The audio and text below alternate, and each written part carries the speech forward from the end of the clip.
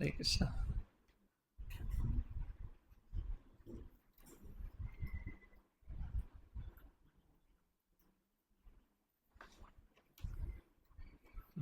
हरे कृष्णा, सभी भक्तों का स्वागत है आज के साप्ताहिक सत्संग कार्यक्रम में। सबको पीछे आवाज सुनाई दे रही है? ओके, हरे कृष्णा।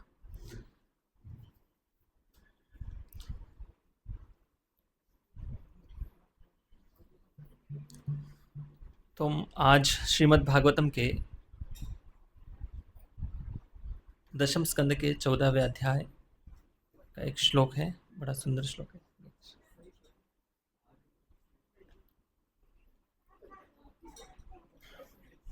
हरे कृष्णा कृष्णा कृष्णा। ग्रुप पे श्लोक शेयर किया मैंने, देखो एक बार। हरे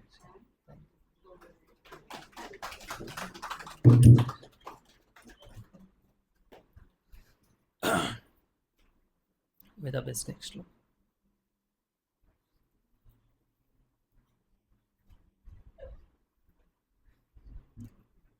हरि बोल, हरे कृष्णा।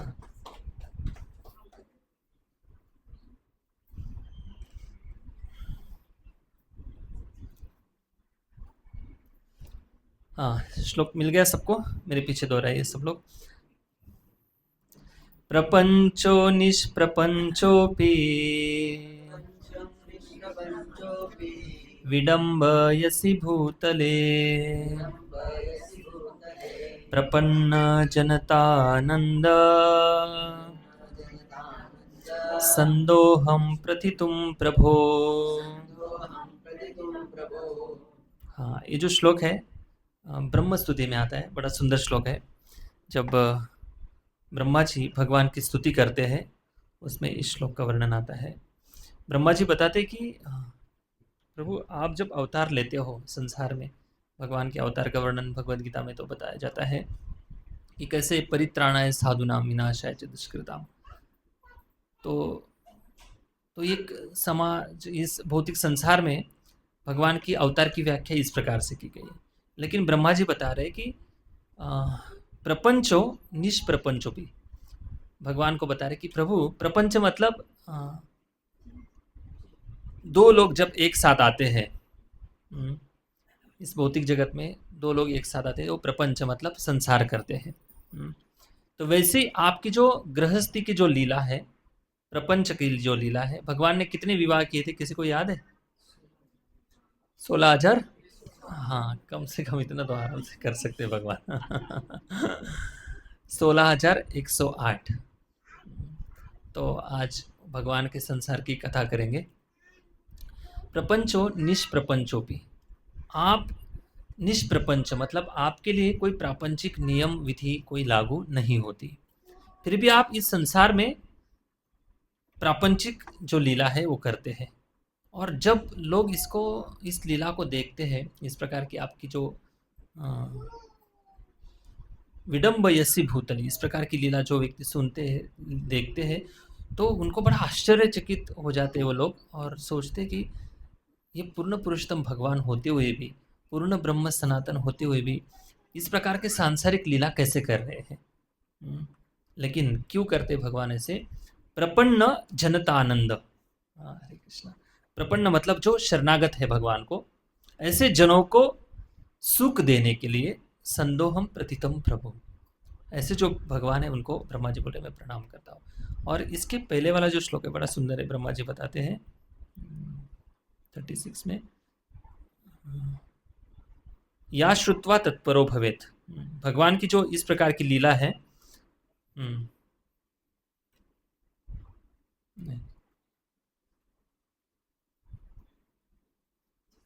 प्रपंचो निष्प्रपंचो, 38। भगवान की जो लीला है, जो व्यक्ति सुनता है या अपनी वाणी से कथन करता है, या श्रुत्वा तत्परो भवेत, उसको तुरंत इस भौतिक जगत का जो भवसागर है, जन्म मृत्यु का चक्र, इससे वो मुक्त होकर भगवत धाम की प्राप्ति कर लेता है। तो श्रीमद् भागवतम में भगवान की कई सुंदर लीलाओं का वर्णन किया गया है। उसमें से आज हम दशम स्कंद की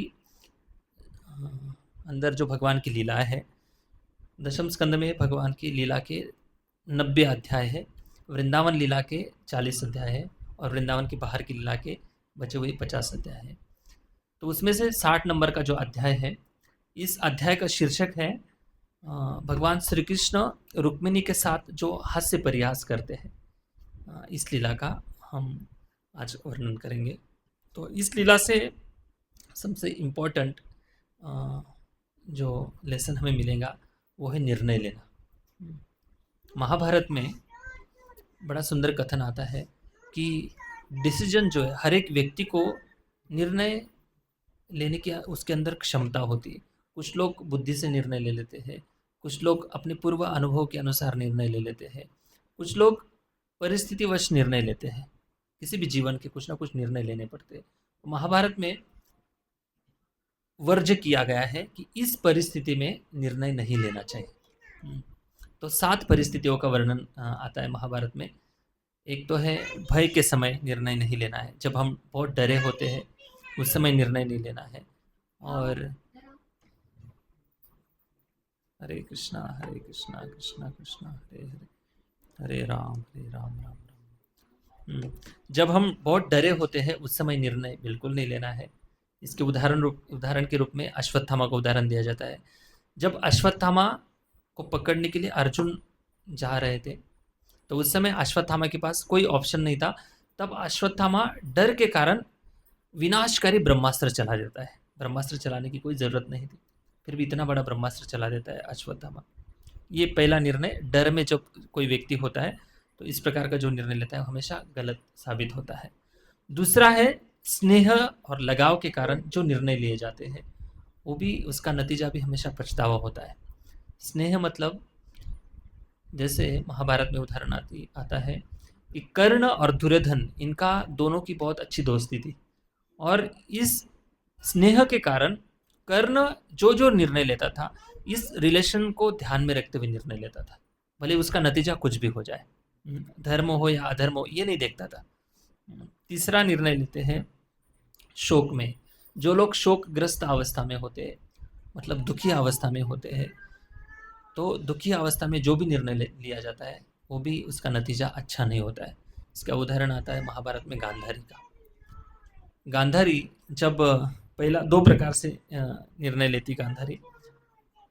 गांधारी को जब पता चलता है कि कुंती के पुत्र जो है मुझसे जल्दी पहले जन्म लेने वाले हैं या ले रहे थे, तो गांधारी को बड़ा असुरक्षितता का अनुभव होता है। गांधारी सोचती है कि कुंती के जो बेटे हैं वो राजा बन जाएंगे और मैं उसकी दासी के रूप में सेवा करूंगी।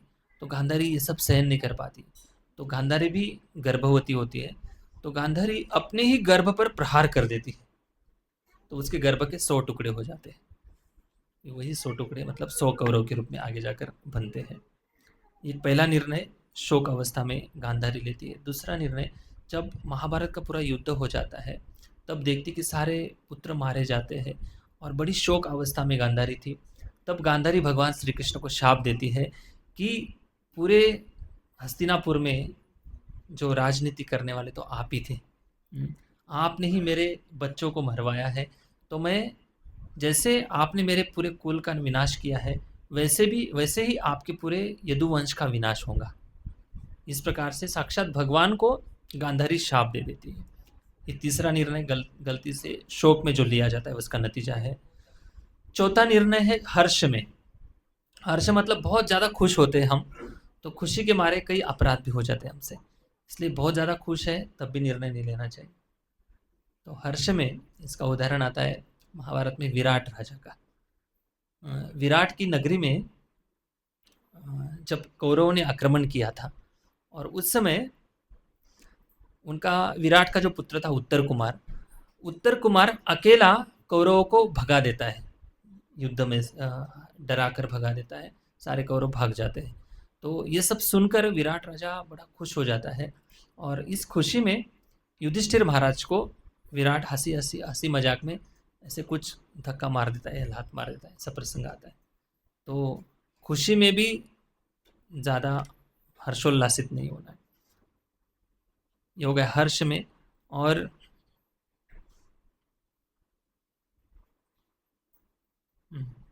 और आगे आता है चिंता में। बहुत ज़्यादा चिंता में अगर कोई व्यक्ति है, किसी की भी अगर कोई ज़्यादा चिंता करते हैं तो उसके बारे में हम बहुत बहुत ज़्यादा सोचते हैं, तो तब अगर निर्णय लिया जाता है तो वो भी हमेशा गलत नतीजा होता है।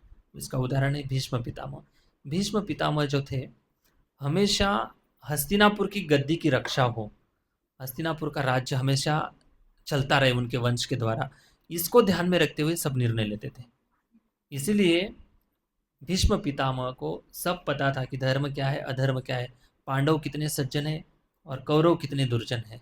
ये सब पता होते हुए भी भीष्म पितामह का जो हर एक निर्णय था, वो उसका जो नतीजा है वो हमेशा गलत निकला। और सातवां है, दूसरों की जो एडवाइस जो हम लेते हैं, सलाह लेते हैं, हमेशा दूसरों से जब हम सलाह लेते हैं, हमेशा, कभी कभी नहीं बोला, हमेशा अगर सलाह एक ही व्यक्ति की सलाह से हम निर्णय लेते हैं, तो हमेशा उसका नतीजा भी गलत होता है। इसका उदाहरण है दुर्योधन और मामा शकुनी। दुर्योधन हमेशा मामा शकुनी की बात सुनते थे और शकुनी जैसे बोलता था वैसे दुर्योधन करता था। तो इन 7 परिस्थितियों में जब भी हम निर्णय लेते हैं तो इसका नतीजा हमेशा गलत निकलता है। तो फिर निर्णय कब लेना है? तो जीवन के जितने भी निर्णय हम लेते हैं, कुछ निर्णय हम अच्छे ले लेते हैं, कुछ निर्णय हम अच्छे नहीं ले पाते। हर एक व्यक्ति के अंदर कुछ ना कुछ लिमिटेशन है, मर्यादा है। इस कारण से हम बद्ध जीव हैं इस संसार में। लेकिन एक निर्णय है जीवन में, जब भी हम लेते हैं उसका नतीजा हमेशा अच्छा ही रहेगा। उस निर्णय को कोई तोड़ नहीं सकता है और कोई बता नहीं सकता कि आपने जो निर्णय लिया वो गलत है। तो वो निर्णय क्या है उसकी आज हम चर्चा करेंगे।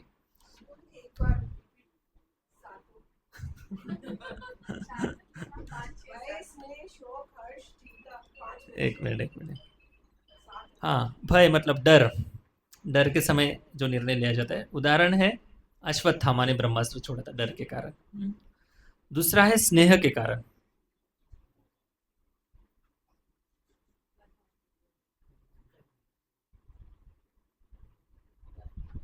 एक दो तीन चार पाँच छः सात।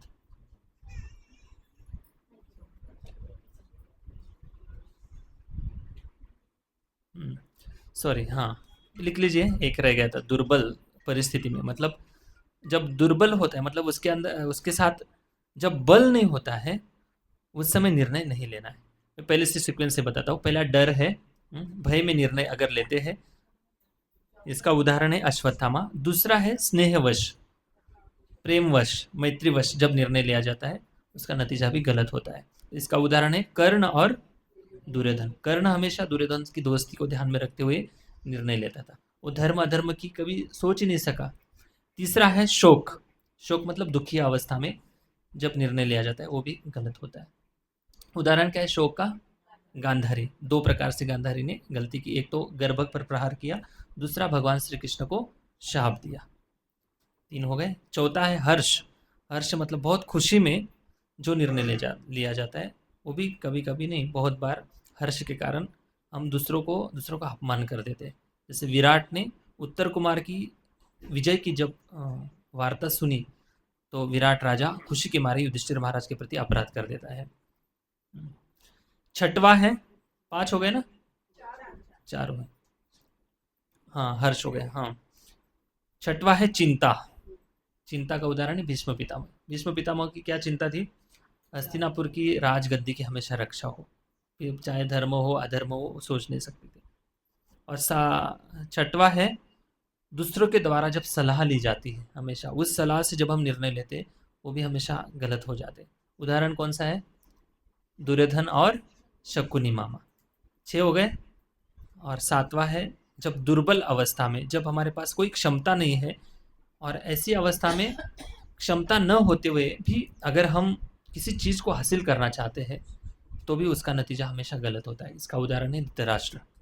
धृतराष्ट्र अंधा था लेकिन वो राजा बनना चाहता था। तो ये जब उसकी राजा बनने की इच्छा थी धृतराष्ट्र की, तो ये इच्छा, वो राजा बनने की जो इच्छा है वो पूरी नहीं कर सका। तो इसलिए धृतराष्ट्र ने हमेशा दुर्योधन में सारे स्वप्न देखे, मैं राजा नहीं बन सका तो कम से कम मेरा बेटा तो राजा बन जाएगा। भले फिर कुछ भी करना पड़े, कूटनीति करनी पड़े, राजनीति करनी पड़े, कुछ भी करना पड़े। तो ये दुर्बल अवस्था में जो निर्णय लिया जाता है उसका नतीजा भी गलत होता है। ठीक है, 7 पता चल गए। ये महाभारत में से मैं लिख कर लाया हूँ। तो मैं ये बता रहा था कि आज की कथा से हम इन सारी परिस्थितियों में से सीखते हैं कि निर्णय नहीं लेना चाहिए ऐसी ऐसी परिस्थितिवश। क्यों? क्योंकि किसी की भी परिस्थिति हो, किसी व्यक्ति के प्रति हो या परिस्थिति के प्रति हो, जब अटैचमेंट हो जाती है, एक स्नेह भाव आ जाता है, तो व्यक्ति उस व्यक्ति को खुश करने के लिए निर्णय लेता है। उसमें धर्म और अधर्म, सही क्या है और गलत क्या है, इसके बारे में सोचता नहीं है। लेकिन मैं ये बता रहा था कि जीवन में हम एक ऐसा निर्णय ले सकते हैं, उसको उस निर्णय को इस संसार में कोई ऐसा व्यक्ति नहीं वो बताएगा कि ये गलत निर्णय लिया है आपने। इस निर्णय की जो बात है हम साक्षात रुक्मिणी मैया के मुख से सुनेंगे, जो श्रीमद् भागवतम में वर्णन आता है। ठीक है, तो हमने जो श्लोक पढ़ा है, श्रीमद् भागवतम का ब्रह्मा जी बताते कि प्रभु आप इस संसार में आते हो, प्रापंचिक लीला करते हो, एक गृहस्थ की भूमिका में आते हो और ऐसी लीला करते हो जब लोग सुनते हैं और सुनने मात्र से आश्चर्य व्यक्त करते हैं कि भगवान 16,108 रानियों के साथ कैसे रहते होंगे, इधर एक को संभाला नहीं जा रहा है। है ना? तो बड़ी चिंता होती कि कैसे भगवान संभालते होंगे और कैसे लाड़ प्यार सब कुछ टाइम देते थे सभी पत्नियों का। ऐसा नहीं कि एक को टाइम दे दिया फिर दूसरी नाराज होगी, तीसरी, ऐसा नहीं। सबको सबके साथ हमेशा भगवान अवेलेबल होते थे। मतलब 16,108 रूपों में भगवान विस्तारित हो जाते थे। ये भगवान के शक्ति का एक प्रदर्शन है। तो जब भगवान श्री कृष्ण द्वारिका में निवास कर रहे थे तब ये सारी लीला हो रही थी। तो दशम स्कंद का जो 60वां अध्याय है, रुक्मिणी के साथ हास्य परिहास, ये जो चैप्टर का टाइटल है, इस अध्याय को केरला में एक मंदिर है, वो साल में बस 10 दिन खुलता है। वो मंदिर भगवान शिव और पार्वती का मंदिर है और एक पुरानी कथा है। तो उस समय एक भक्त थे जिनका नाम था पुंथनम। तो ये बड़े सुंदर तरीके से भागवत का पठन पाठन करते थे और इनकी सेवा ये होती थी कि जब मंदिर खुलता था तो पहले दिन से 10वें दिन तक, हरे कृष्ण, 10वें दिन तक पानी दे दो आज। हरे कृष्णा कृष्णा कृष्णा हरे।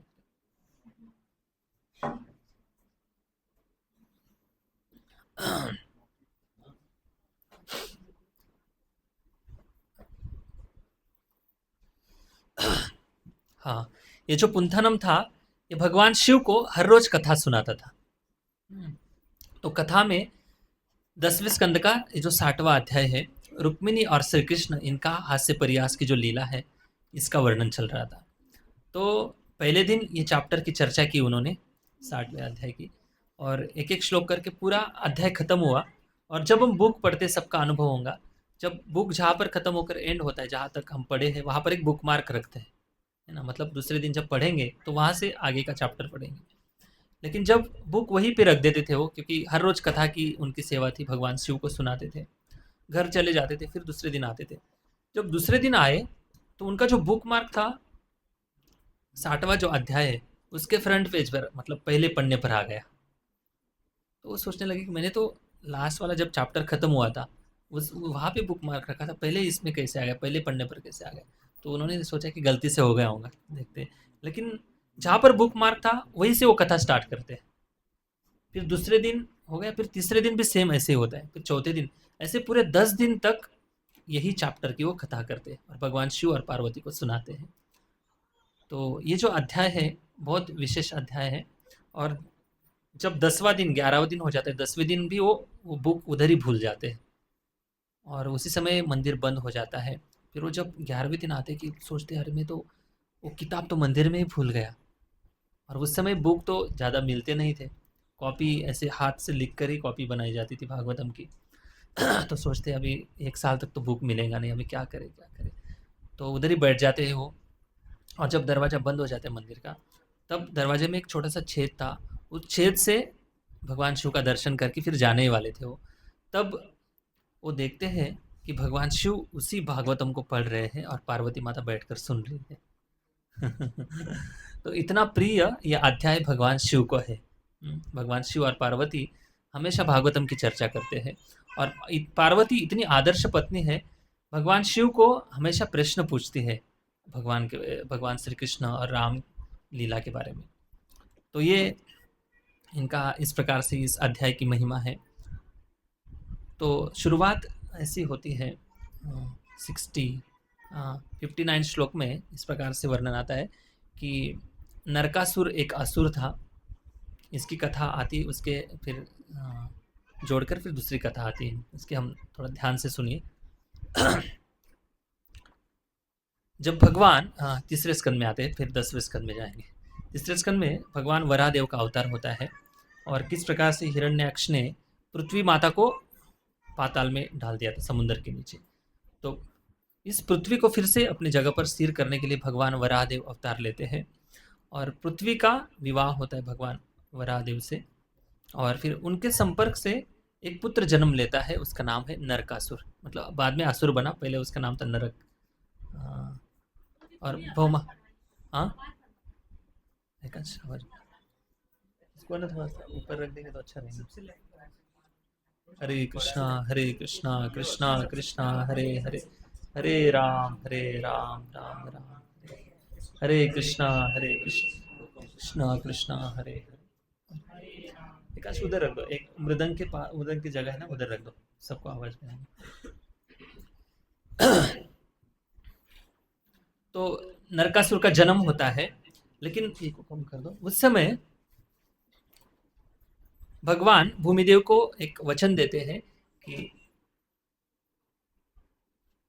इसकी हमेशा मैं रक्षा करूंगा, ये अच्छा ठीक ठाक रहेगा ये पुत्र, लेकिन ये जब आतंक मचा देगा, क्योंकि ये बहुत शक्तिशाली है, बहुत पावरफुल है, जब देवी देवता या पृथ्वी लोक के जितने भी भक्तगण हैं, इनको जब वो तकलीफ देगा, अधर्म फैलाएगा, तब इसका वध कर दिया जाएगा।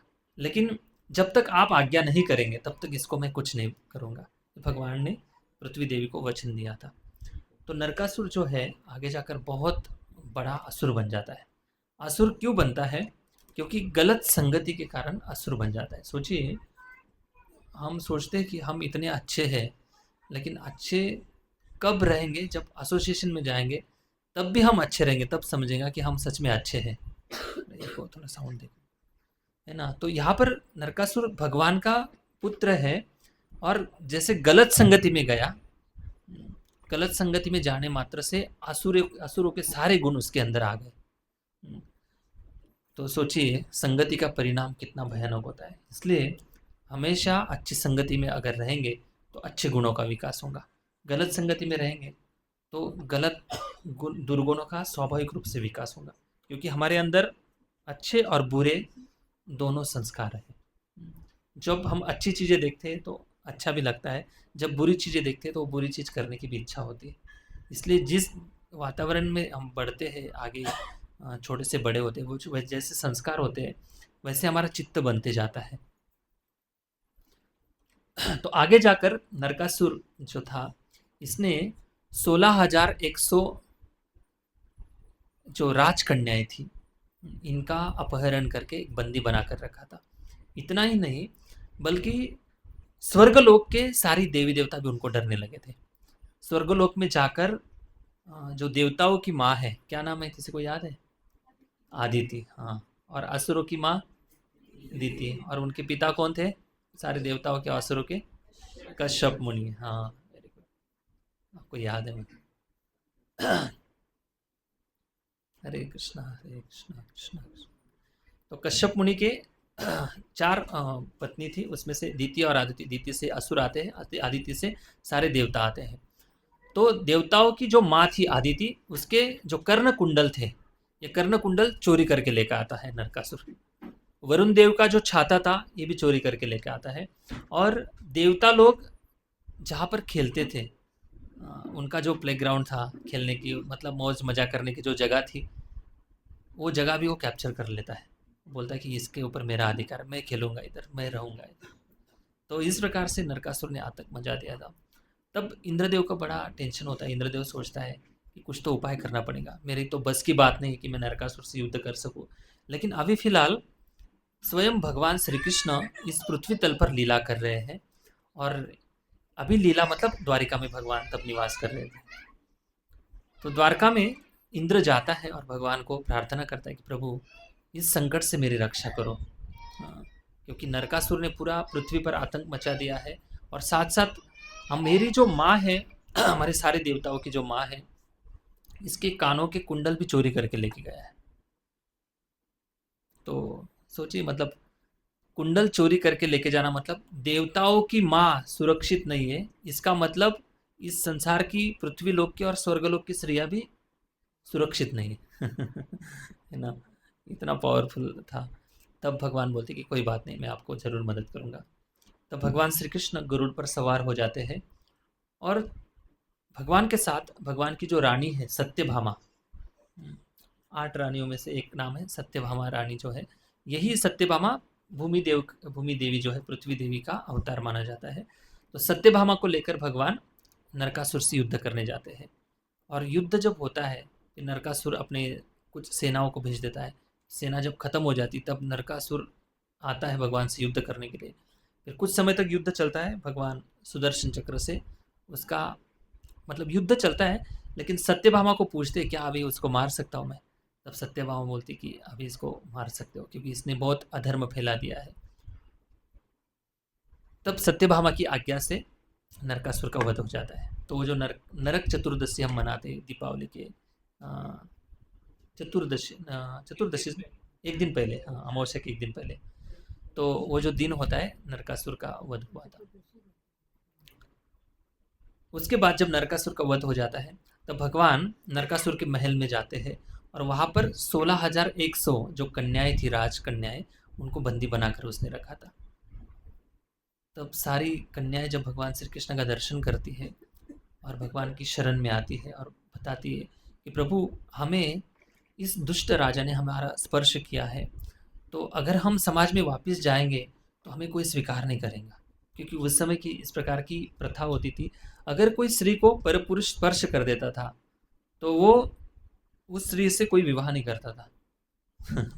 उस समय का इस प्रकार से स्टैंडर्ड था। तब भगवान ने बोला कि कोई बात नहीं, चिंता मत करो, आप अगर मेरी शरण में आए हो तो निश्चित रूप से मैं आपको स्वीकार करूंगा।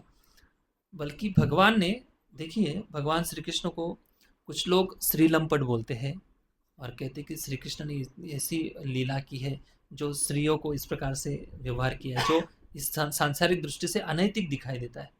लेकिन वैसा कुछ भी नहीं है। भगवान की लीला अगर ठीक से समझेंगे, भागवतम की दृष्टि से, भक्ति के भाव से अगर समझेंगे, तो उसमें आपको रंच मात्र भी अधर्म दिखेगा नहीं। तो इन सारी राजकन्याओं को भगवान ने स्वीकार किया। सबसे पहले स्त्रियों का क्या बोलते हैं उसको, आरक्षण देने वाले, स्त्रियों को पुरस्कृत करने वाले जो व्यक्ति है वो तो भगवान श्री कृष्ण है।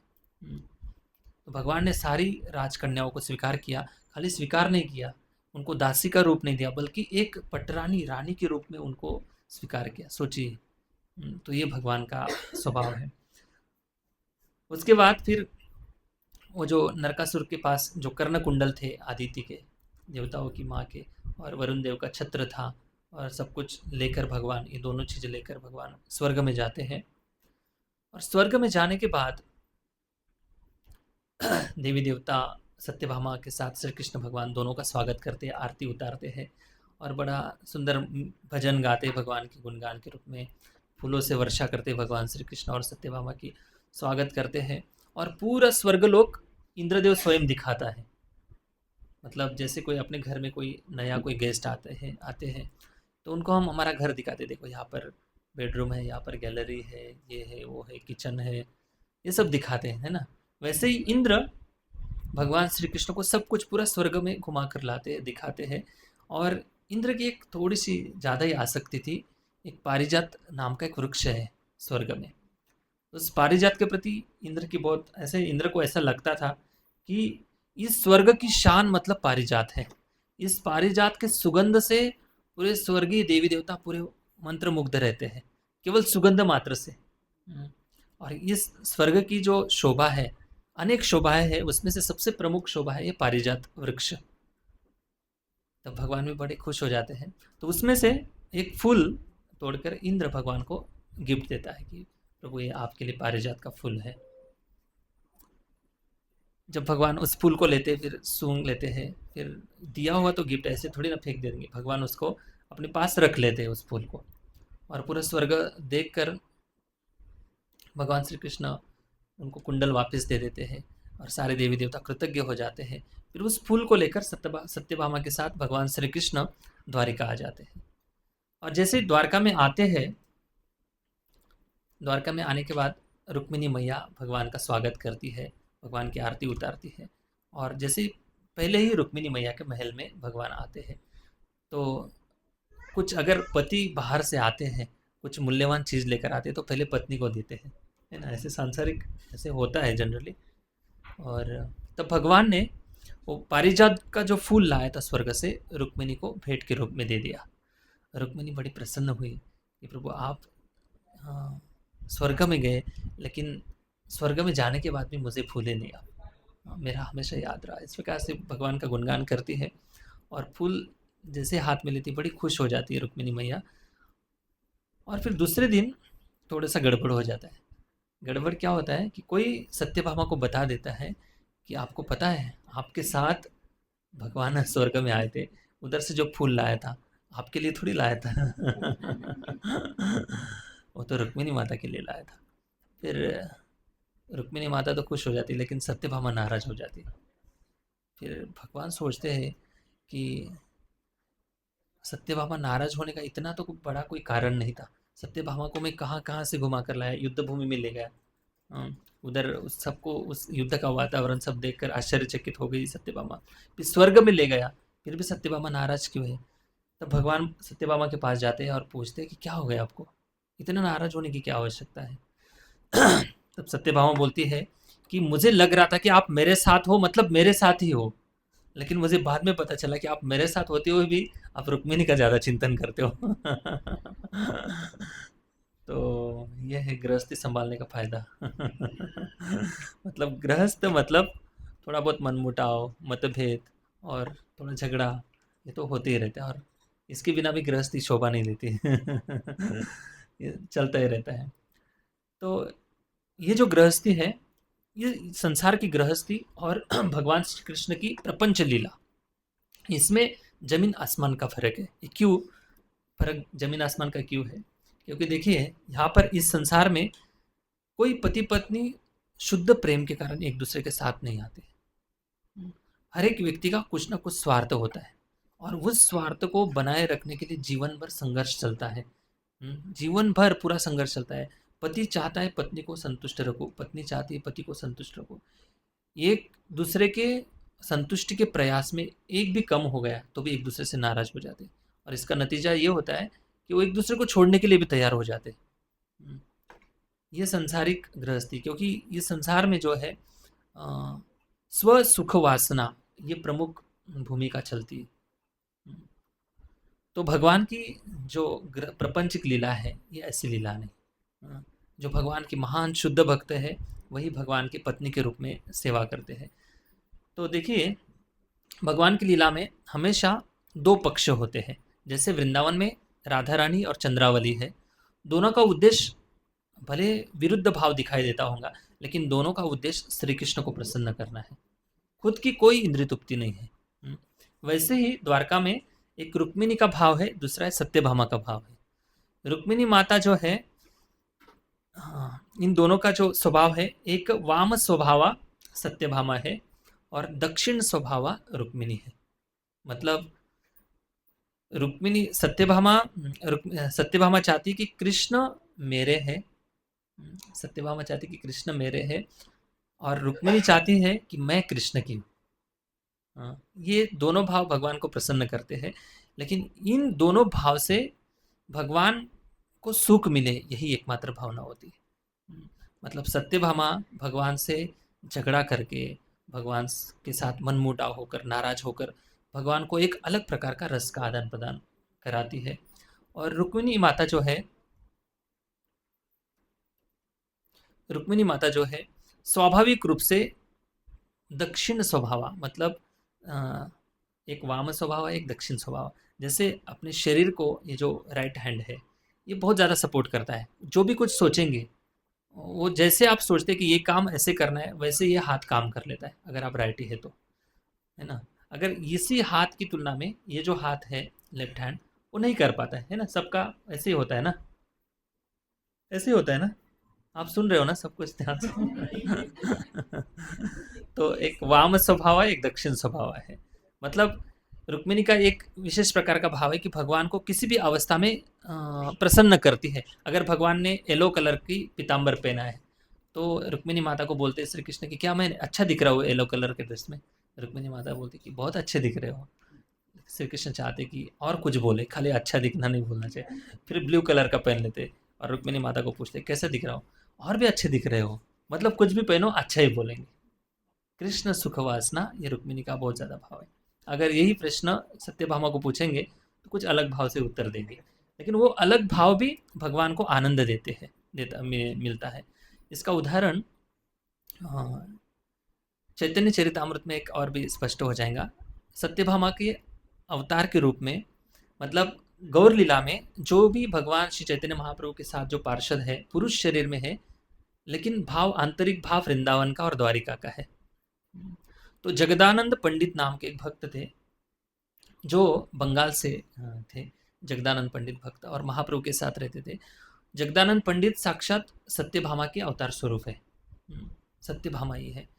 तो इनकी बड़ी सुंदर लीला है। जब जगदानंद पंडित बंगाल से आते हैं, तो आते साथ वो एक मन जो है तेल लेकर आते। कौन सा तेल? वो भी चंदन का। चंदन का तेल पता नहीं कितना अद्भुत और कितना कीमती होगा उस समय। और वो भी खुद के माथे पर ऐसे इतना बोझा उठाकर लेके आते हैं चलते हुए। और श्री चैतन्य महाप्रभु उस समय संन्यास अवस्था में थे, जगन्नाथपुरी में रह रहे थे। और श्री चैतन्य महाप्रभु के जो सेवक थे गोविंद, गोविंद को बताते हैं कि देखो मैंने महाप्रभु के लिए कुछ कर्पूर लाया है, बड़ा सुगंध का कर्पूर है। उस कापूर को और तेल को एक साथ कुछ प्रमाण में अगर मिलाते हैं, तो मिश्रण से अगर शरीर की मालिश करते हैं तो बड़ा अच्छा रहता है शरीर के स्वास्थ्य के लिए। तब गोविंद को जगदानंद बोलते हैं कि इस तेल से महाप्रभु के शरीर की मालिश करना। तब गोविंद बोलते कि जरूर करूँगा मैं सेवा, आप रख दो। घड़ा लेकर फिर गोविंद कमरे में रख देता है। और गोविंद बोलता है, श्री चैतन्य महाप्रभु बोलते हैं कि देखो जगदानंद पंडित जी ने आपके लिए इतने मेहनत से इतने दूर से तेल लाया है, जो भी चंदन का तेल है, बड़ा सुगंधित तेल है। तब महाप्रभु थोड़ा नाराज हो जाते हैं, बोलते हैं कि आप लोग मेरा संन्यास धर्म भ्रष्ट करना चाहते हैं। महाप्रभु बोलते हैं कि स्वरूप दामोदर बोलते हैं मुझे कि आप गद्दी पर सोना चाहिए। ठीक है, उसकी एक बात मान लेता हूँ, लेकिन आज जगदानंद मेरे लिए एक सुगंधित तेल लेकर आया है, तो ये संन्यास धर्म के लिए अनुचित है। लोग क्या कहेंगे? एक सुगंधित तेल लगाकर सन्यासी अगर जगन्नाथपुरी में घूमेगा, तो लोग सोचेंगे कि विषय वासना में लोग जैसे विषयी लोग जीवन जीते, वैसे ही सन्यासी का जीवन है। तो इसलिए मैं इस तेल को नहीं लगाऊंगा शरीर पर, वैसे ही रहने दो। फिर कुछ दिन के बाद जगदानंद पंडित गोविंद को मिलते हैं, कि पूछते कि बता कि आपने शायद तेल को सेवा में लगाया होगा, मैंने इतनी मेहनत से लाया था। तो गोविंद बोलता है कि देखो महाप्रभु की इच्छा नहीं है, भले आप चाहते हो इस तेल से भगवान की मालिश हो, लेकिन महाप्रभु बिल्कुल नहीं चाहते कि इस तेल को शरीर पे लगाए। तब जगदानंद बोलते कि कोई बात नहीं। तो जगदानंद जी को बड़ा गुस्सा आता है। और गुस्से में जब महाप्रभु जिस गंभीरा में रहते थे, जिस कमरे में रहते थे, उसके बाहर मतलब कमरे में जाते सीधा उस तेल के घड़े को उठाते हैं और महाप्रभु के सामने, वो दरवाजे के सामने जो क्या बोलते स्टेप्स थी, हाँ चौखट पे ही वो घड़ा फोड़ देते जोर से। पूरा तेल से भर जाता है वो एरिया। और बस तेल का घड़ा तो फोड़ दिया, लेकिन बात तो बिल्कुल नहीं करते हैं। फिर वहाँ से गुस्सा होकर चले जाते हैं और दरवाजा बंद करके उपवास का व्रत लेके सो जाते हैं। तब महाप्रभु को चिंता होती है, अभी महाप्रभु श्री चैतन्य महाप्रभु ये तो स्वयं श्री कृष्ण है और जगदानंद पंडित सत्यभामा है, उस भाव में चले गए अभी। तो भगवान को टेंशन हो गया कि अभी इनको कैसे मनाए। तब गोविंद को बोलते हैं कि देख क्या हो, क्या स्थिति है। तब गोविंद देख के आता है कि दरवाज़ा अंदर से बंद किया है और जगदानंद पंडित सोए हैं और कुछ खाया पिया नहीं 2 दिन से।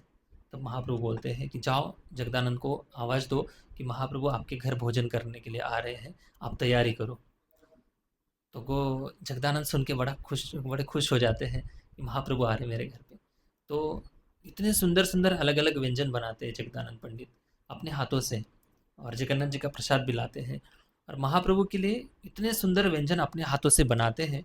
लेकिन महाप्रभु आ जाते हैं भोजन के लिए, लेकिन एक शब्द नहीं बोलते हैं। जैसे गुस्सा हो जाता है ना पति पत्नी, कभी कभी सब कुछ ठीक ठाक सेवा तो चलती है लेकिन बात नहीं होती है ऐसा सबने अनुभव किया है।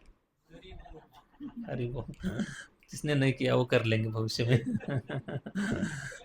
मतलब इधर से इंस्पिरेशन लेके नहीं जाना है तो जगदानंद पंडित जो है इस प्रकार से सेवा में आते हैं, सुंदर भोजन बनाते हैं और महाप्रभु को जो परोसते हैं तो एक शब्द नहीं बोलते, चुपचाप महाप्रभु खाते हैं। और कितना खाते हैं, 10 लोग, 10 आदमी जितना भोजन खाते हैं उतना भोजन एक के बाद एक सर्विंग करते जा रहे हैं, प्रसाद परोसते जा रहे हैं और महाप्रभु चुपचाप खाते जा रहे हैं। उनको पता है अगर मैं कुछ बोल दूंगा तो फिर से नाराज हो जाएंगे।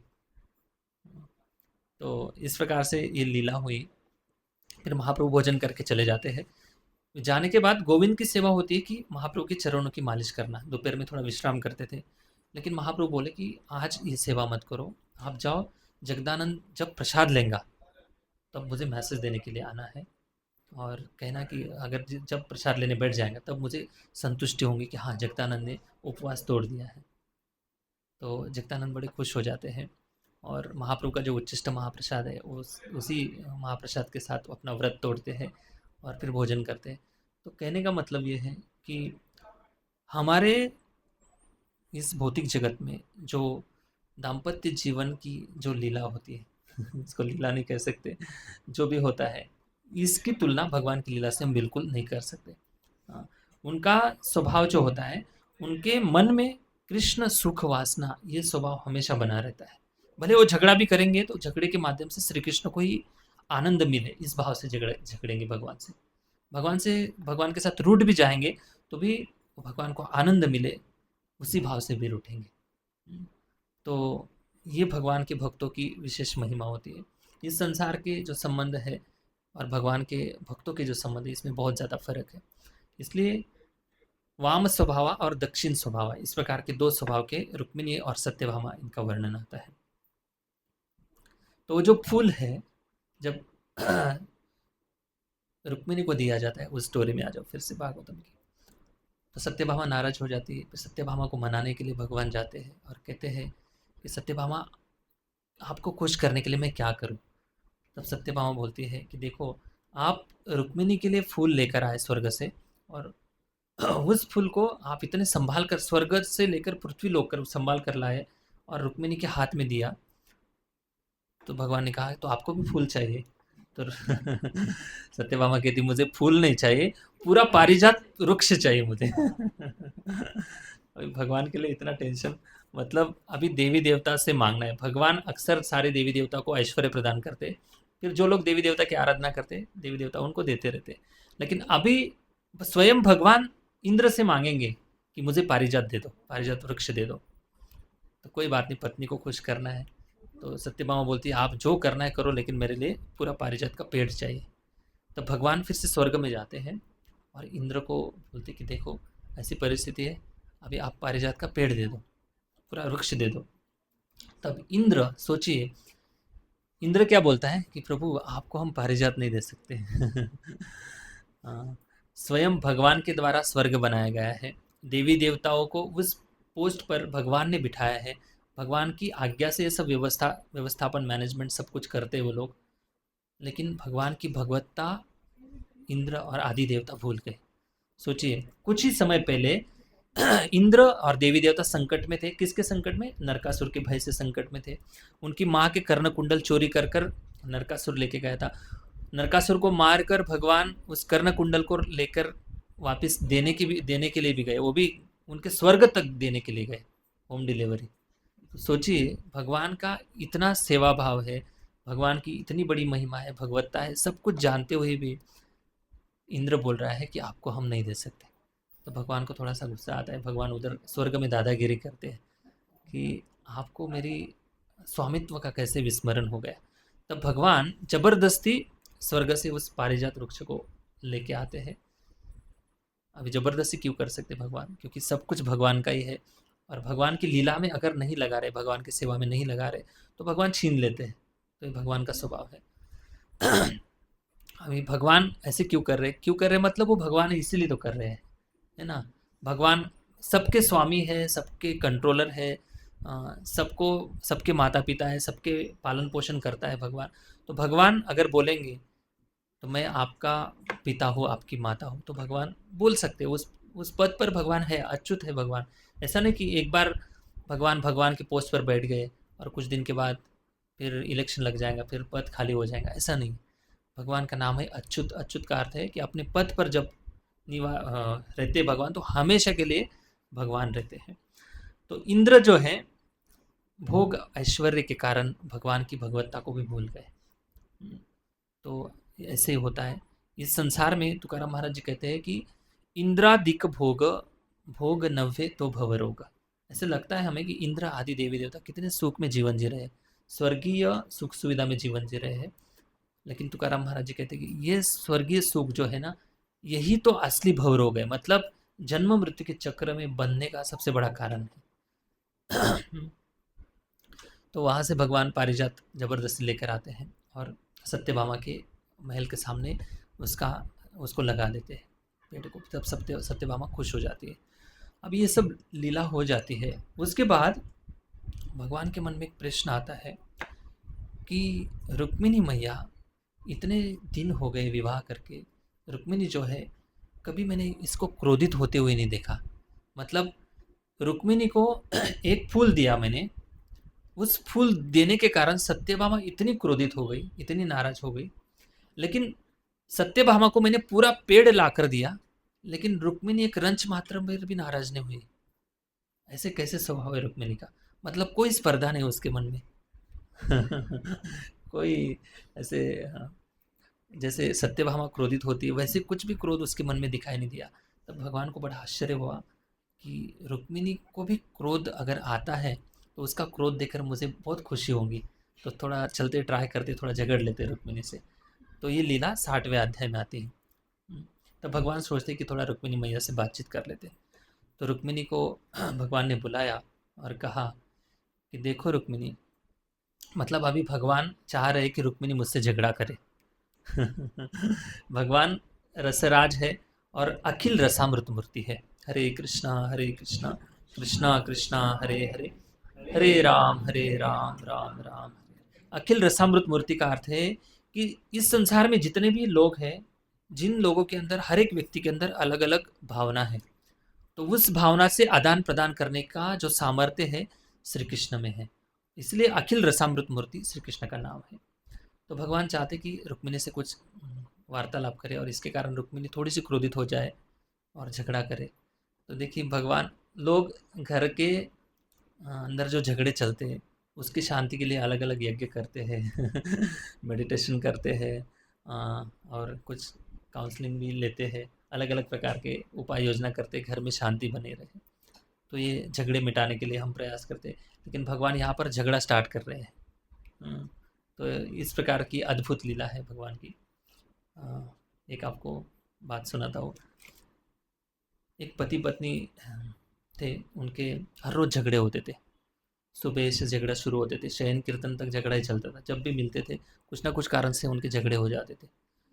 तो इनके झगड़ा कुछ छोटा मोटा नहीं, बड़ा ज़ोर ज़ोर से झगड़े होते थे, और उनके जो नेबर थे, पड़ोसी लोग थे, वो भी परेशान थे। तो उन्होंने सोचा कि कुछ तो करना चाहिए। तो किसी महात्मा के पास गए वो। उनके पास जाकर उन्होंने कहा कि देखो गुरुजी, हमारे हर रोज़ झगड़े होते हैं, कुछ तो उपाय बताइए। तब उन्होंने बताया कि क्यों झगड़ा होता है, क्या कारण है। तब एक दूसरे की गलतियाँ बताने लगे दोनों। फिर उन्होंने, महात्मा ने देखा कि अगर माता जी की गलती बताऊंगा तो प्रभु जी नाराज़ हो जाएंगे, प्रभु जी की गलती बताऊंगा तो माता जी नाराज़ हो जाएंगे। तो उन्होंने एक बात बता दी उनको कि देखो, आप कल से एक काम करना। वो बोले कि गुरुजी ज़रूर करेंगे, आप बताइए। आप दोनों संस्कृत की क्लास लगा लो। हर रोज़ क्लास को जाना है संस्कृत सीखने के लिए, और घर में पूरा प्रयास करो संस्कृत में बोलने का। तो गुरुजी की बात मान ली उन्होंने, लेकिन प्रश्न आया उनके मन में कि ऐसे करने से क्या होगा, झगड़े खत्म हो जाएंगे। तो गुरुजी ने बोला कि देखो, अगर आप संस्कृत क्लास लगाएंगे, संस्कृत में बोलना शुरू करेंगे, तो आप झगड़े भी तो संस्कृत में ही करेंगे, है ना। तो जोर जोर से संस्कृत में बोलेंगे तो आपके पड़ोसी लोग सोचेंगे कि इस घर में हवन यज्ञ आदि सब कुछ होता है। तो अपने आप प्रॉब्लम सॉल्व होता जाएगा। तो ये तो थोड़ा विनोद की बात है, लेकिन भगवान यहाँ पर अपनी पत्नी से चाहते कि कुछ झगड़ लो रुक्मिणी से। तब रुक्मिणी से एक बात है कि देखो रुक्मिणी, आपने जीवन में जो कदम उठाया है, जो निर्णय लिया है, वो निर्णय सबसे बड़ा गलत निर्णय है। तब रुक्मिणी मैया बोलती है कि क्या ऐसे, क्या मुझसे क्या गलती हो गई। तब भगवान बोलते हैं कि देखो, आप सबसे पहले तो नारद मुनि के बहकावे में आ गए। नारद मुनि को पता है, नारद मुनि हमारे इतने प्रेमी है, इतने नज़दीक हमसे बातचीत होती है उनकी, वो हमेशा हमारी बात पूरे संसार में करते रहते हैं। और आप उनके संपर्क में जाकर आपने उनकी बातों बातों में इतना सुन सुनकर इतना गलत निर्णय ले लिया कि सीधा आपने मुझसे प्रेम पत्र लिख दिया। वैसे तो आपको शिशुपाल से विवाह करना चाहिए था। शिशुपाल मुझसे कितना सुंदर दिख रहा था, एक राजकुमार था, एक राजा का पुत्र था, शिशुपाल से विवाह करना चाहिए था। और आपकी फैमिली के सारे लोग चाहते थे कि आपका विवाह शिशुपाल से हो, लेकिन आपने मुझे प्रेम पत्र लिख दिया। और उस प्रेम पत्र के कारण मेरा एक स्वभाव है कि जो मुझसे जिस भावना में आता है मेरे पास, वैसे मैं उनसे आदान प्रदान करता हूँ। वैसे तो आपसे मेरा कोई आकर्षण नहीं था, क्योंकि आपको मैंने देखा भी नहीं था। हाँ, तो बिना देखे मैंने आपको उधर से अपहरण कर लिया, इसलिए किया क्योंकि मैं दिखाना चाहता था कि ये जो राजा है इनमें से मैं भी कुछ शक्तिशाली हूँ कि नहीं। ये दिखाने के लिए मैं उधर आ गया और मैं आपको उठा कर लेके आया। वैसे तो आपके प्रति मेरा कोई प्रेम था ही नहीं, क्योंकि आपको मैंने कभी देखा नहीं था। लेकिन आपने केवल मेरे बारे में सुनकर ऐसे कोई निर्णय लेता है, केवल सुनने मात्र से, आपने बहुत बड़ी गलती कर दी है। और कम से कम जिससे विवाह करना चाहते हो, उसका कम से कम बैकग्राउंड तो चेक कर लो। आपको पता है मेरा बैकग्राउंड क्या है। बचपन में मैं चोरी करता था, ये तो सबको पता है। घर घर जाकर चोरी करता था, घर में भी चोरी करता था, गोपियों के वस्त्र चुराता था। और इस प्रकार की चोरी का मेरा कैरेक्टर है। तो क्या आप मेरे ऊपर कैसे भरोसा कर दिया आपने। हाँ ठीक है, कुछ लोग मुझे बोलते क्षत्रिय है। अगर मैं क्षत्रिय होता तो जरासन के भय से मैं युद्ध भूमि से भाग कर कैसे आ सकता था। मैं तो एक नंबर का डरपोक हूँ। मुझे वो कैसे आपने पसंद कर लिया। ये सबसे बड़ा गलत निर्णय ले लिया। और दिखने में आप कितने सुंदर हो, आपकी तुलना में तो मैं तो कुछ भी नहीं हूँ। मुझे कुछ लोग काला बोलते हैं। तो भगवान इस प्रकार से रुक्मिणी से बात करते हैं और कहते हैं कि आपने जो निर्णय ले लिया है बहुत गलत ले लिया निर्णय। और जैसे रुक्मिणी माता ये सब सुनती है, रुक्मिणी माता को ऐसे शौक लगा। रुक्मिणी माता ने सोचा कि सचमुच श्री कृष्ण मुझे अभी त्याग देंगे। जैसे सुना ये सारे वचन, सुनकर रुक्मिणी माता बेहोश हो गई। और बेहोश होने का आचार्यगण बताते हैं कि रुक्मिणी माता जो है, इसके स्वभाव की तुलना सुगंधित कापूर से करते हैं। कापूर जानते सब लोग, है ना, मतलब कर्पूर बोलते हैं। सुगंधित कापूर से करते हैं। और उस कापूर मुलायम रहता है। सुगंधित जो कापूर होता है, अगर थोड़ा सा भी उसको टच कर दे तो पाउडर बन जाती है। तो उस रुक्मिणी मैया का जो स्वभाव है कापूर से तुलना की गई है। और भगवान श्री कृष्ण के जो वचन है, इसकी तुलना मुसल से की गई है। मुसल जानते हैं ना, हाँ, मुसल से कूटते हैं, जो भी बनाते हैं ऑर्डर करते हैं। तो जैसे घात होता है उस जिस चीज़ पर मुसल का घात होता है, वो तो उस अगर वो वस्तु सुगंधित है तो उसका पूरा सुगंध फैल जाता है ना। वैसे ही रुक्मिणी मैया का जो स्वभाव का सुगंध है, भगवान की मुसल के घात से पूरी दुनिया को उस सुगंध को दिखाना चाहते कि रुक्मिणी मैया का स्वभाव कैसा है। तो रुक्मिणी मैया वचन सुनते ही बेहोश हो गई। और जैसे ही बेहोश हुई तो भगवान का टेंशन और ज़्यादा बढ़ गया। भगवान सोचने लगे कि मैं तो मजाक कर रहा था और थोड़ा सा झगड़ा करूँ इसका, रुक्मिणी माई का थोड़ा स्वभाव चेक कर रहा था, लेकिन ये तो और प्रॉब्लम ज़्यादा बढ़ गया। भगवान घबरा गए और तुरंत भगवान के चतुर्भुज रूप में आ गए। मतलब द्विभुज, श्री कृष्ण हमेशा दोनों भुजाओं में रहते हैं, लेकिन कई कई लीलाओं के अंदर जब जब प्रसंग आता है, कई ऐसी लीलाएं हमने ऑनलाइन क्लास में चर्चा की, कैसे भगवान चतुर्भुज रूप ले लेते, कई जगह पर चतुर्भुज रूप लिया है। तो इस प्रसंग में भगवान ने चतुर्भुज रूप लिया और एक जगह में कृष्ण लीला में चतुर्भुज रूप लिया था, मुझे बाद में याद आया। जब भगवान श्री कृष्ण माखन चोरी कर रहे थे, और माखन चोरी करते समय भगवान के गोप मित्र थे और ऊपर चढ़े थे भगवान, उखल के ऊपर चढ़कर मटकी उस सिंह से उतार ली थी भगवान ने। दोनों हाथों में मटकी है भगवान की, माखन चोरी लीला में मटकी उतार ली, और उसी समय भगवान की धोती छूट गई। छूटी मतलब पूरी छूटी नहीं थी, धोती में ऐसे गांठ मारती ना, एक दो दो गांठ तो होती है, जो धोती पहनते हैं उनको पता होगा। तो पहली गांठ छूट गई, भगवान को ऐसे महसूस हुआ कि मेरी धोती अभी मुझे छूट रही है। तब भगवान को टेंशन आ गया कि अभी मटकी भी दोनों हाथों में, अभी धोती भी छूट रही है, अभी क्या करूँ, धोती भी इम्पोर्टेंट है और मटकी भी तो इम्पोर्टेंट है, अगर मटकी छोड़ देंगे तो पकड़ा जाऊंगा चोरी करते करते। तो भगवान ने उसी समय तुरंत चतुर्भुज रूप में आ गए, दो हाथों से धोती बांध ली और मटकी भी नहीं छोड़ी भगवान ने। तो वैसे ही अभी चतुर्भुज रूप में भगवान आ गए, और चतुर्भुज रूप में भगवान ने क्या किया, रुक्मिणी मैया को दोनों हाथों से उठाया। दोनों हाथों से रुक्मिणी मैया को भगवान उठा रहे हैं, और दूसरे जो दो हाथ है इसमें से एक हाथ से रुक्मिणी मैया को पंखा कर रहे हैं, हवा दे रहे हैं, और जो एक हाथ बचता है चौथा हाथ, उससे भगवान रुक्मिणी मैया का पसीना पोंछ रहे हैं। तो सोचिए, भगवान को भी सेवा करनी पड़ रही है।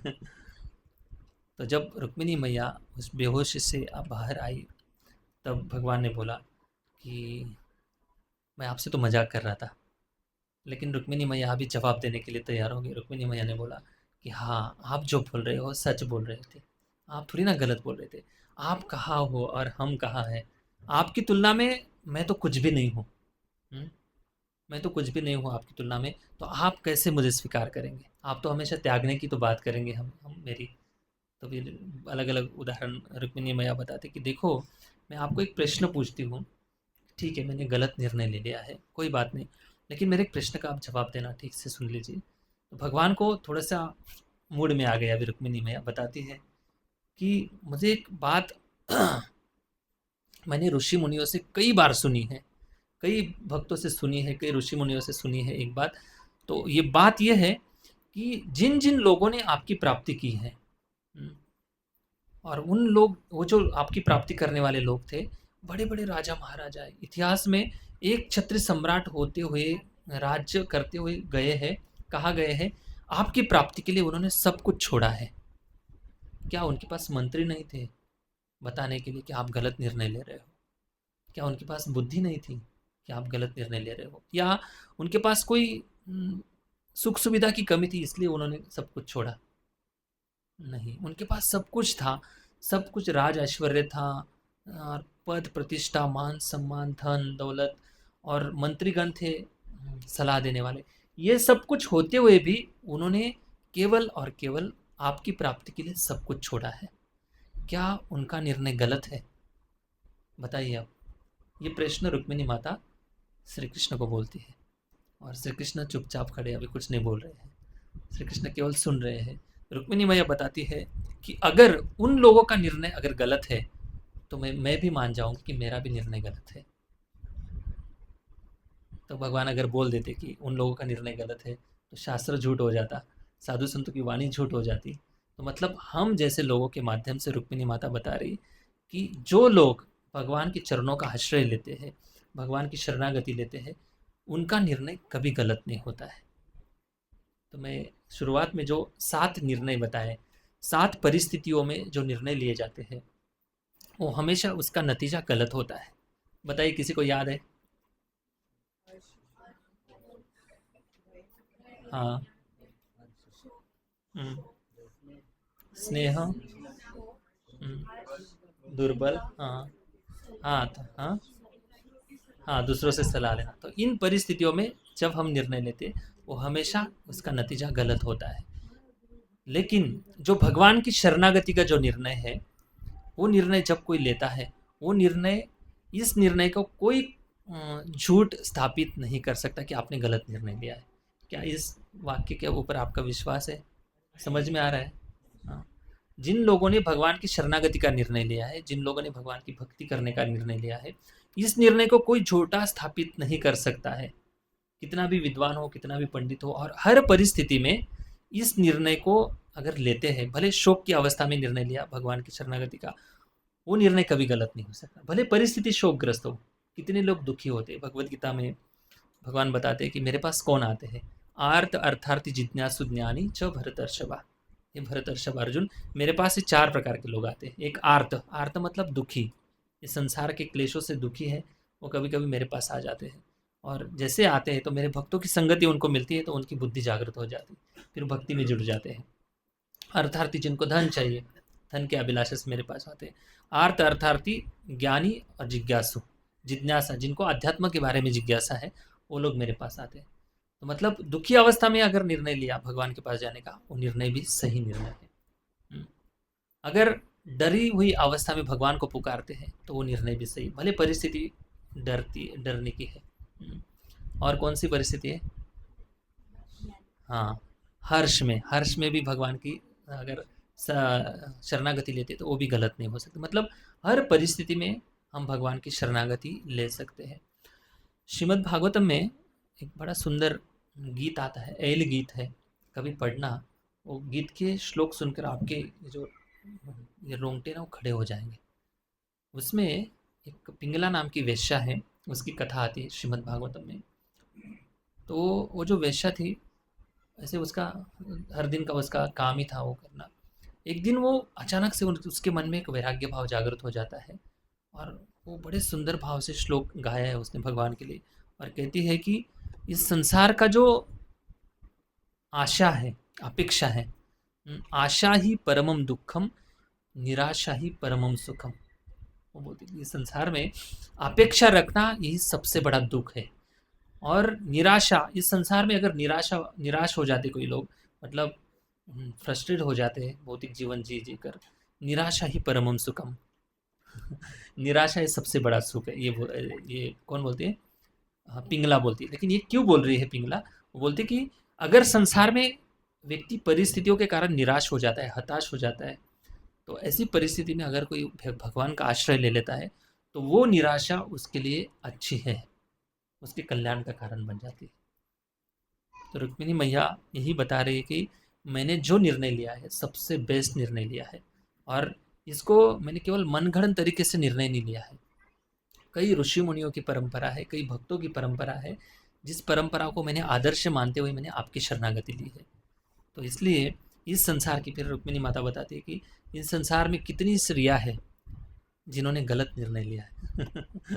एक ऐसे व्यक्ति से विवाह किया है जिसका शरीर हार्ड, रक्त, इस प्रकार के मटेरियल से बना हुआ है, लेकिन जो मेरे पति है उसका शरीर तो सच्चिदानंद विग्रह है। और ऐसे पति की सेवा करते उसके जीवन भर कपड़े धोना है, उसके जीवन भर सेवा करनी है, संतुष्ट करना है, फिर भी वो संतुष्ट होंगे या नहीं भगवान जाने। लेकिन मैं आपकी शरण में आई हूँ प्रभु, आप शरणागत वत्सल हो, और आप थोड़ी सी सेवा करने मात्र से इतने प्रसन्न हो जाते हैं। जगन्नाथ जी की जैसे आंखें हैं, चक्का नयन, बड़े बड़े आंखें खोल खोल कर उस सेवा भाव की सराहना करते हैं। अगर कोई आपका शरणागत जो भक्त है, अगर कोई आपकी सेवा भी नहीं करता है, आलसी बन गया है, तो आप उस समय आंखें बंद कर लेते हैं कि उसका दोष नहीं देखते आप। तो ऐसे दिव्य स्वभावी आप पुरुष हो, सच्चिदानंद विग्रह हो, तो आपकी शरणागति मैंने ली है, तो मैंने कभी मुझे पश्चाताप नहीं होगा कि मैंने गलत निर्णय लिया है।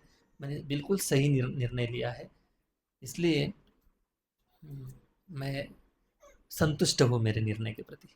तो कहने का मतलब ये है कि भगवान की शरणागति का जो निर्णय है, निर्णय लेना है, लेकिन सही समय पे निर्णय लेना बहुत ज़रूरी है।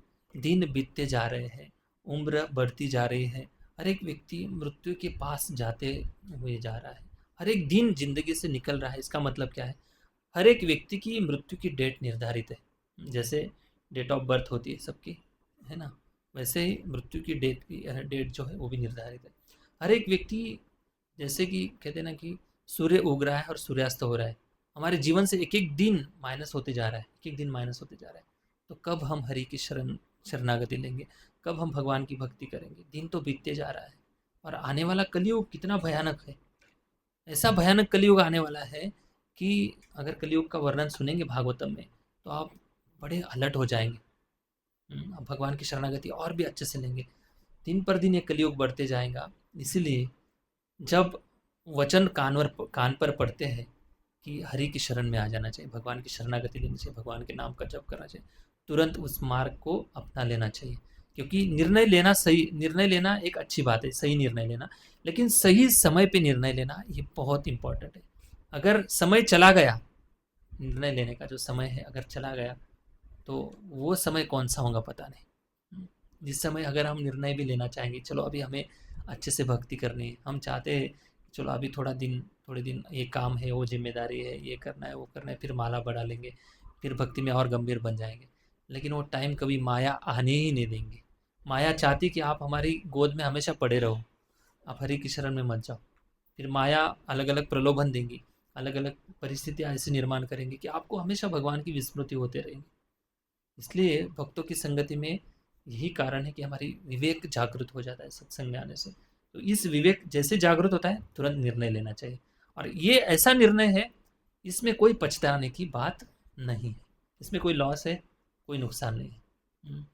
हमेशा प्रॉफिट ही प्रॉफिट है। बस हरि की शरण में आ जाओ और अपना कल्याण करो, भगवान की प्राप्ति करो और अपना जीवन सक्सेस करो।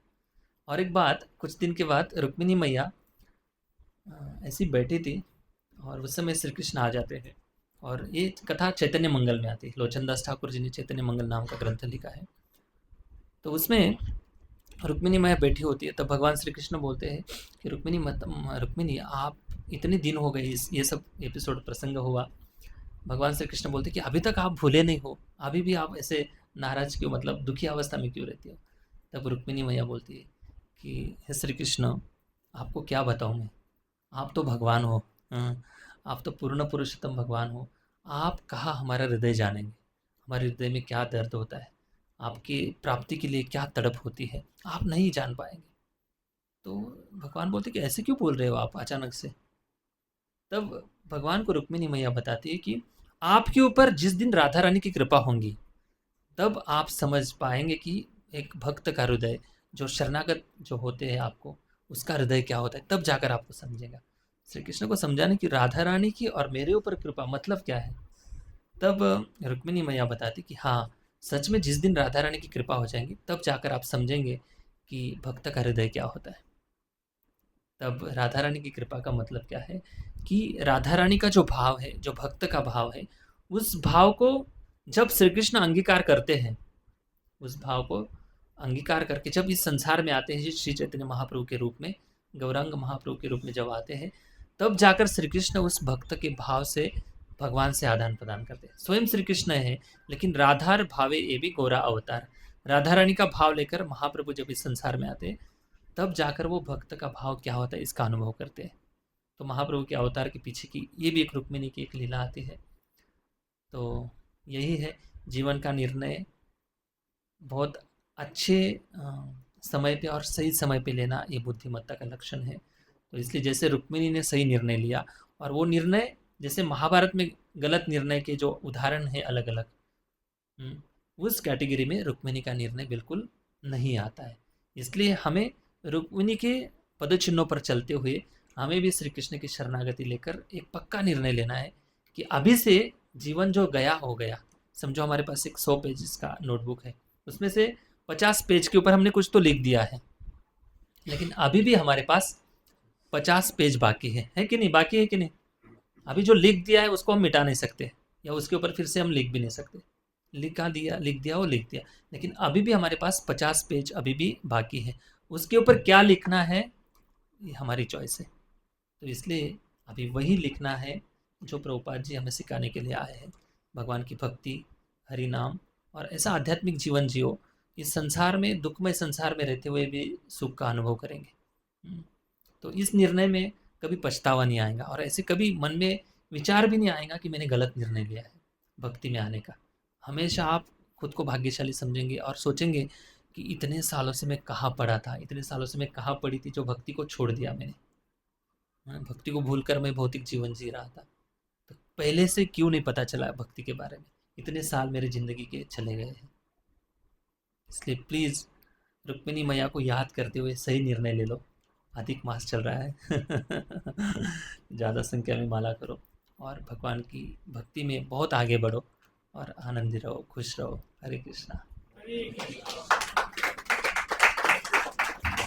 ग्रंथराज श्रीमद् भागवतम की जय, शिल प्रभुपाद की जय। Hare Krishna. Thank you very much Prabhu ji, आपने हमें ये सिखाया कि संसार में 7 परिस्थितियों में निर्णय लेना गलत होता है, लेकिन भगवान की शरण में जाने वाला निर्णय किसी भी परिस्थिति में कोई नहीं कर सकता जी, we should follow like that. Thank you very much Prabhu ji for giving your time. Thank to you. हम सभी एक बार श्रीमान राधा में हरे कृष्णा महाप्रभु के हरे कृष्णा कृष्णा कृष्णा हरे हरे, हरे राम राम राम हरे।